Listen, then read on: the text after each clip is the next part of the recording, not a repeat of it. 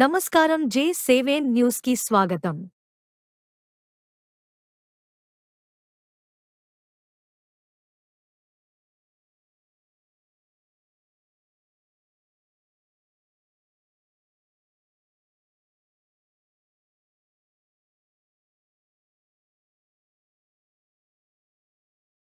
నమస్కారం ఈ న్యూస్ కి స్వాగతం. హెడ్లైన్ చూద్దాం.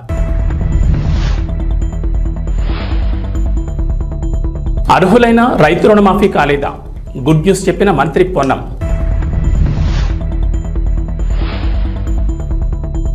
అద్భుత పర్యాటక కేంద్రంగా మూసి ప్రక్షాళనలో చియాంగి చియాన్ నదే ఆదర్శం పరిశీలించిన సీఎం రేవంత్.